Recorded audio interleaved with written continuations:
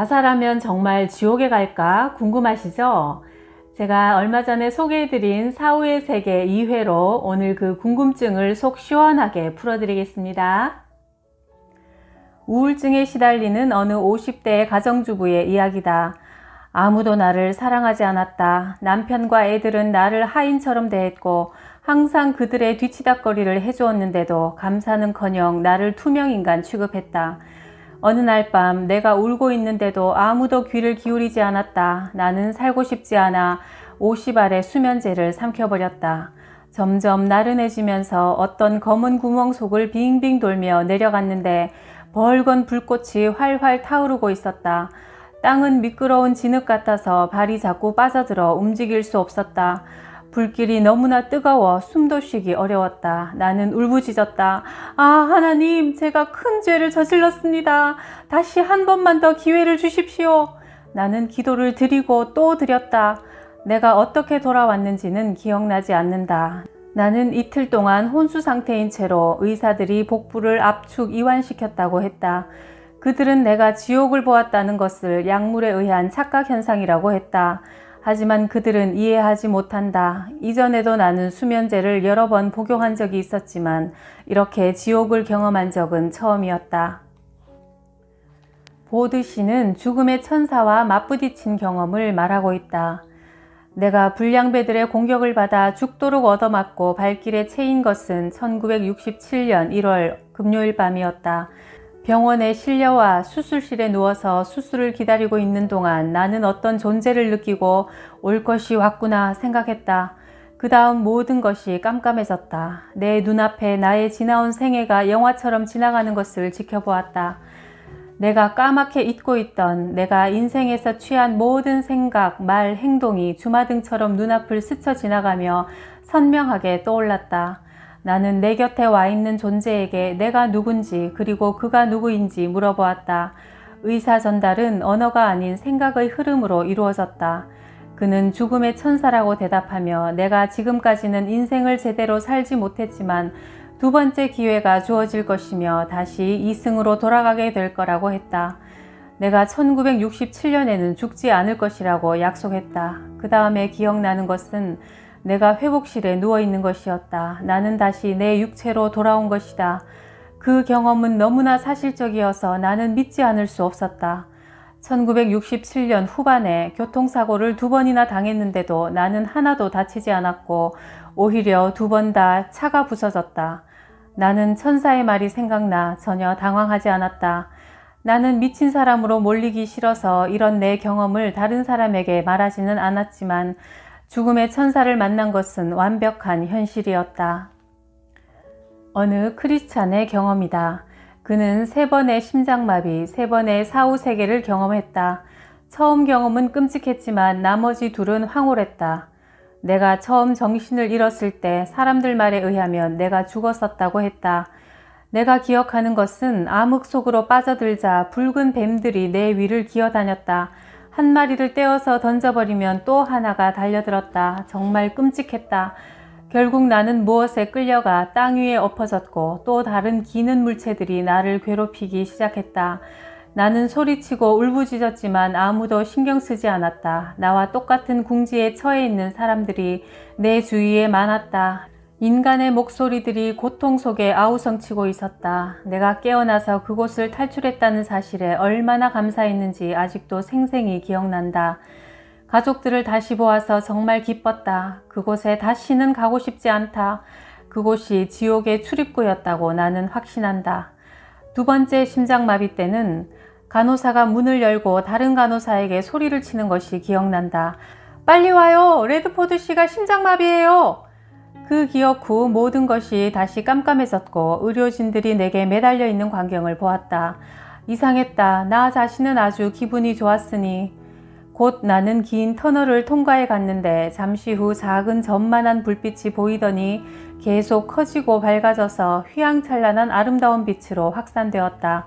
그런 광경은 이전에 본 적이 없었다. 나는 초록빛 들판에서 죽은 형을 만났는데 그는 살아있었다. 그는 나를 만나서 무척 기뻐했고 우리는 팔짱을 낀 채 들판을 거닐었다. 하얀 울타리에 부딪혔는데 내가 그것을 넘어갈 수가 없었다. 어떤 힘이 내가 그 울타리를 넘어가지 못하게 막았다.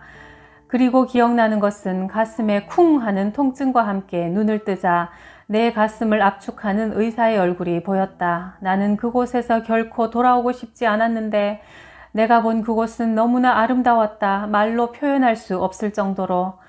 세 번째 심장마비 때의 경험은 황홀했다. 내가 아래를 내려다보면서 어떤 아름다운 도시 위를 둥둥 떠다니고 있었다. 그곳의 사람들은 모두 흰옷을 입었고 하늘은 햇빛보다 더 밝았다. 내가 그곳으로 들어가서 사람들 사이를 걸어 다니려는 찰나 내가 다시 이승의 육체로 돌아왔음을 깨달았다. 내 심장을 재생시키기 위해 가동한 충격판 때문에 굉장히 고통을 느꼈다. 나는 다시 이승에 돌아왔다는 것이 너무나 슬펐다. 이 환자는 결국 자신의 소원을 성취했다. 그는 대장암으로 몇 달 뒤 네 번째로 죽었다. 이제는 정말 죽음의 세계로 영영 가버린 그가 지금은 어디서 무엇을 하고 있는지 가끔 궁금해진다. 의학적인 죽음에서 다시 살아난 사람들 중에는 지옥에 가보았다고 말하는 이들이 있다. 토마스 웰치 목사는 자신의 책 오레곤의 경이로운 기적에서 거대한 불의 강을 본 기이한 경험담을 묘사하고 있다.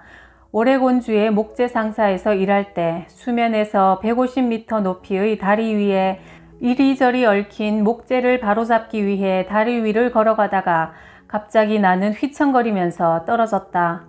30m 아래에 있는 대들보에 머리를 부딪힌 뒤 물속으로 떨어져 버렸다. 사람들이 내 시체를 찾으러 수색에 나섰다.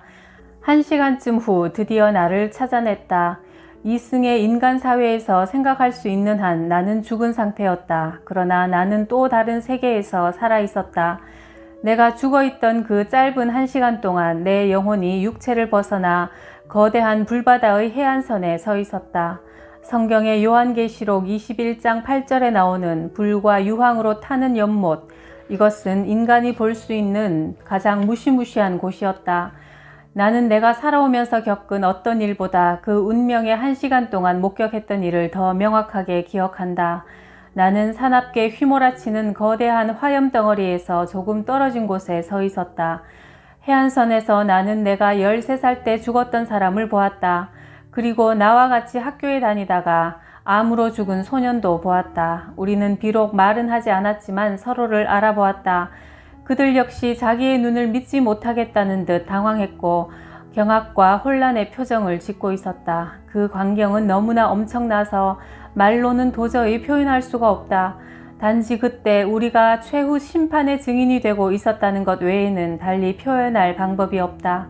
탈출할 수도 도망칠 길도 없었다. 하나님의 지시가 내려지지 않는 한 아무도 그곳을 빠져나올 수 없는 감옥이었다. 나는 이렇게 중얼거렸다. 내가 진작 이런 곳이 있는 줄 알았더라면 살아생전에 여기 오지 않을 수만 있다면 무슨 일이든 다 했을 텐데. 이런 생각에 잠겨 있을 때 우리에게 다가오는 한 사람을 보았다. 나는 그가 누구인지 금방 알아챘다. 그는 강하고 친절하고 자비로운 얼굴의 만물의 주인이었다. 그분은 바로 예수님이었다. 나는 내 문제를 해결해 줄 사람은 바로 이 위대하고 경이로운 분임을 깨닫고 큰 희망에 사로잡혔다. 심판으로 묶여 고통당하는 영혼들이 있는 이 감옥에서 내 곁을 스쳐 지나는 이 분이야말로 내게 주어진 유일한 해결책이었던 것이다. 나는 다시 중얼거렸다. 저분이 나를 보실 수만 있다면 이곳에서 나를 구해주실 텐데.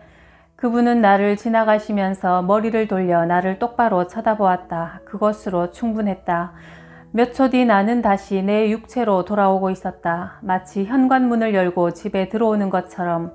나는 가족의 기도 소리를 들을 수 있었다. 그리고 몇 분 뒤에 눈을 뜨고 그들에게 이야기를 했다. 나는 불의 연못을 보았고 영원 속에 생존하시는 예수님을 만났다.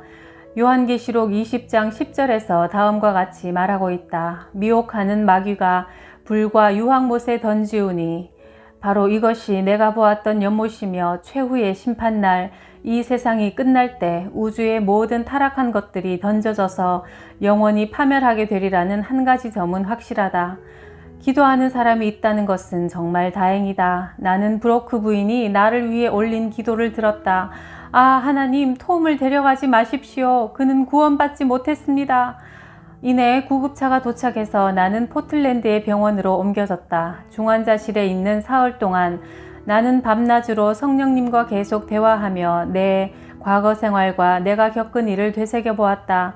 나는 주님께 내가 남은 인생에서 어떤 일을 하기 바라시는지 물었다. 주님의 음성이 들려왔다. 네가 본 것을 모든 사람들에게 전하라.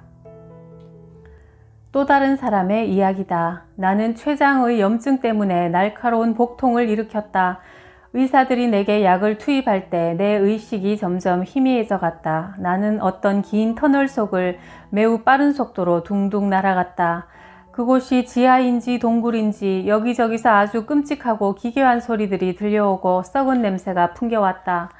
드디어 저 밑에서 저주받은 사람들이 살고 있는 동굴의 벽에 빛이 가물거리는 것이 보였다. 그 빛은 지옥의 불에서 나오는 것이었다. 거대한 화염이 나를 끌어당겼다. 나는 가고 싶지 않았지만 내 영혼은 어쩔 수 없이 그곳으로 끌려 들어갔다. 불꽃이 내 얼굴을 핥으려 했다. 이제 여러 해가 지났지만 그때 보았던 것을 지금도 내 두 눈으로 생생하게 볼 수 있다. 마치 어젯밤에 일어난 일인 것처럼 지금도 기억에 생생하기만 하다. 지옥의 바닥에 도착하자 내 옆에 어떤 괴물 같은 영적인 존재가 있음을 깨달았다. 그는 나를 끌고 가기 위해 내 팔을 잡아당겼다. 그때 어둠 저 뒤에서, 천국 저 위에서 어떤 목소리가 들려왔다. 모습은 볼 수 없었지만 하나님의 목소리라는 것을 직감했다. 그분이 말씀하시자 바람에 나뭇잎이 떨듯이 저주받은 사람들의 세계를 온통 진동시켜 나를 꽉 잡고 있던 괴물의 힘이 느슨해졌다. 나는 불과 연기로부터 떨어져 나와 지옥의 꼭대기에서 지구의 빛을 볼 수 있을 때까지 날아올랐다. 그 순간 나는 다시 내 육체가 누워있는 방으로 들어왔는데 이전의 내 삶과 다를 바 없는 현실이었다. 나는 육체에서 이탈될 때와 마찬가지로 입을 통해 다시 내 몸속으로 들어왔다. 마치 바지 속으로 내 다리를 쑥 집어넣듯이. 안타깝게도 내가 경험한 그곳을 표현할 말이 없다. 사람들은 이 땅의 삶을 오직 자기 만족을 추구하는 데 허비하고 마치 지옥이 없는 듯이 살아간다. 그러나 예수님은 지옥이 있다고 거듭거듭 말씀하셨고 나 역시 그곳을 경험한 후 단 한 가지만은 꼭 말해주고 싶다. 지옥만큼 무시무시한 곳은 없다는 사실을. 심장마비로 죽어가던 어느 크리스천 환자의 경우다. 나는 숨이 가빠지는 것을 느끼며 기절했다. 그러나 나는 내가 육체에서 빠져나가는 것을 느꼈다. 그리고 어떤 음침한 방에 들어서자 그 방의 한 유리창 속에서 나를 보고 있는 기괴한 형상의 거인을 보았다. 거인은 내게 따라오라고 손짓했다. 나는 가고 싶지 않았지만 어쩔 수 없었다. 방 밖은 어둠에 쌓여 있었고 내 주위 여기저기서 사람의 신음소리가 들렸다. 터널인지 동굴인지 어둠 속을 헤쳐나갈수록 주위는 점점 더 무서워져 나는 울었다. 그러자 어떤 이유에서인지 거인은 나를 풀어주고 다시 되돌려 보냈다. 나는 은총을 받았다고 생각했다. 그리고 나서 다시 병원 침대에 누워있음을 깨달았다. 이 경험이 내 인생을 바꾸어 놓았다. 어떤 중년 여인은 20대 딸이 남자친구 때문에 자살하여 우울해졌다. 그래서 장례식이 끝나자마자 딸을 만나려는 희망에 마약 종류인 아미티를 과다 복용하여 자살을 기도했다. 하지만 딸을 만나는 대신 무시무시한 동굴 속에서 깨어났는데 지옥인 듯한 곳에 자신이 와 있음을 깨달았다. 악마 같은 두 마리 괴물이 그녀에게 달려들었다. 괴물들은 날카로운 눈에 꼬리가 있었고 아주 무시무시하고 흉측했다. 인공호흡과 내장 세척 후 그녀는 회복했다. 그녀는 지옥을 경험한 뒤 새로운 인생의 목적을 깨닫고 지금은 자살자의 생존 가족을 돕는 단체를 세워 활동하고 있다. 실제로 자살을 범한 사람들 중 사후세계를 경험한 이들이 있다. 14살짜리 소녀가 학교에서 받은 성적표 때문에 우울해졌다. 부모는 늘 그녀의 결점을 나무라고 언니와 비교하며 야단쳤다. 언니는 공부도 잘하고 얼굴도 이뻤다. 이제 형편없는 성적표를 부모에게 보여야 할 위기에 놓이게 된 그 아이는 자기 방에 틀어박혀서 고민하다가 화장실에서 아스피린 한 병을 꺼내왔다. 아스피린 8개를 다 삼키고 몇 시간 뒤에 혼수 상태에 빠져 있는 아이를 부모가 발견했다. 다행히 삼킨 것을 토해내고 아스피린이 대부분 속으로 흡수되지 않아서 몇 시간 뒤에 응급실에서 회복되었다. 그런데 토하던 중 한 번은 자기의 토사물을 들이켜서 성대 발작을 일으키고 호흡을 멈추었고 결국 심장마비를 일으켰다. 외부 심장 마사지를 실시하고 목구멍을 통해 호흡 튜브를 밀어넣자 곧 회복되었다. 그런데 심장마비를 일으키는 동안 그 애는 계속 소리쳤다. 엄마 살려줘요. 그들에게 빨리 나를 놓으라고 해요. 그들이 나를 아프게 해요. 나중에 의사들이 아프게 해서 미안하다고 했더니 그 아이는 의사들 때문이 아니라 악마들 때문이었다고 했다. 지옥의 악마들이 나를 놓아주려 하지 않았어요. 나는 돌아올 수가 없었어요. 아주 끔찍했어요. 그 아이는 그런 경험을 하고 살아난 뒤 우울증이 사라졌고 후에 전도사가 되어 가는 곳마다 지옥에서 구원받은 기쁨을 전하고 다녔다. 나는 크리스천으로서 죽음을 앞둔 내 환자들에게 자신이 죽은 후 영원히 존재하게 될 곳을 아느냐고 물어본다. 죽는 순간에 무신론자인 사람은 거의 없다. 이전에는 복음을 거부했더라도 임박한 죽음 앞에서는 예수 그리스도께 자기 인생을 다시 한번 맡길 방법을 알고 싶어 한다. 악성 임파선암에 걸린 판사 한 분이 기억난다. 그 역시 성경의 진리를 듣고 싶어 했다. 아주 강렬히 갈구했다. 그전에는 무시하고 무관심했던 성경에 대해서 알고 싶어 했다. 나는 구원받고 싶습니다. 내 삶을 예수 그리스도께 바치고 싶으니 함께 기도해 주세요. 하고 간곡히 부탁했다. 내가 그와 함께 예수님을 영접하는 기도를 드리고 나자 그는 기도를 드리는 동안 내가 다시 태어나는 것 같았어요. 이제 나는 죽음이 더 이상 두렵지 않습니다. 하며 매우 기뻐했다. 그는 그동안은 스포츠를 즐기는 건강한 학자로 자신을 믿고 살아왔지만 이제 그리스도께 자기 영혼을 맡기게 된 것이다. 그동안 어떤 목사도 그를 설득하지 못했는데 임박한 죽음 앞에서 그는 나 같은 풋내기 크리스천 의사의 기도에 마음을 활짝 열고 복음을 받아들인 것이다. 이렇게 예수 그리스도를 나의 구원자로 인정하고 모셔드리면 죽음의 공포를 뛰어넘을 수 있다. 우리의 현생은 영원한 것이 아니나 우리는 영원한 존재다. 사후세계를 보았다는 사람들의 얘기를 종합해 볼 때 단지 죽음으로 삶이 끝나지 않는다. 두 종류의 사후세계가 있다. 지옥과 천국은 존재한다. 어느 날 저녁 어떤 사람이 정원 파티를 열었다. 뜰은 밝게 빛나는 등으로 장식되어 있었다. 무신론자 손님이 주인에게 누가 저 등을 저렇게 아름답게 걸었습니까? 하고 묻자 주인은 아름다운 밤하늘을 향해 머리를 들고 밝게 빛나는 별들을 보며 그 손님에게 어떻게 저 별들이 하늘 한가운데 저렇게 아름답게 놓이게 되었는지 되물었다. 그 손님은 그저 저절로 우연히 그렇게 생겨났겠지요? 대답했다. 그러자 주인은 그 말을 받아 이렇게 대답했다. 내 등들도 그렇게 해서 저절로 우연히 그곳에 달리게 되었겠지요? 질서정연한 이 우주가 대폭발로 우연히 생겼다는 주장은 마치 인쇄소 폭발 사고가 생긴 곳에서 완벽한 한 권의 사전이 생길 수 있는 가능성만큼이나 희박하다. 그런데도 고도의 교육을 받은 많은 사람들이 하나님이 없으며 단지 과학만 있을 뿐이라고 주장한다. 그들이 숭배하는 과학의 신은 항상 변화하며 시대의 흐름에 따라 새롭게 교정해야 하지만 성경의 신 하나님은 어제도 오늘도 내일도 불변하는 분이다. 하나님을 인정하면 그의 뜻대로 살아야 하므로 사람들은 무신론이나 불가지론을 주장하는 것이다. 그저 고개를 들고 곳곳에서 창조주를 웅변하는 창조물들을 보면 하나님을 쉽게 찾을 수 있다. 우연의 혼돈 속에서 질서정연한 이 우주가 생겼다는 것을 믿는 것이 태초에 하나님께서 천지를 창조하셨다는 것보다 더 큰 믿음을 요구하는 일이다. 우주 만물을 창조하신 하나님은 또 나를 창조하셨으므로 내 모든 생각과 행동을 낱낱이 알고 계신다. 심지어는 내 머리카락 숫자까지 세고 계신다. 그 수가 점점 줄어든다는 것까지도 말이다. 천만다행으로 하나님은 내게 관심을 가질 여유가 없을 정도로 바쁘시지는 않다. 그런데 내가 너무 바빠서 그분을 알아갈 여유가 없는 건 아닐까? 하나님께로 영원한 삶으로 인도하는 길을 그러면 어떻게 찾을 수 있을까? 천국으로 가는 길은 십자가로 세워졌다. 구약 성경은 예수 그리스도의 십자가를 미리 바라보고 신약 성경은 주님의 십자가를 뒤돌아본다. 그리스도의 죽음과 부활을 복음이라고 한다. 즉 하나님이 천국 가는 길을 마련해 주셨다는 좋은 소식이다. 예수 그리스도께서 우리가 죽음의 절망에서 벗어나 천국 영생을 얻는 길을 닦아주신 것이다. 하나님의 아들인 예수님을 당신의 인생의 주인으로 영혼의 구원자로 인정한다면 그 귀한 보물을 소유하게 된다. 이것이 바로 기쁜 소식 복음이다. 이런 기도로 예수님을 모셔드리자.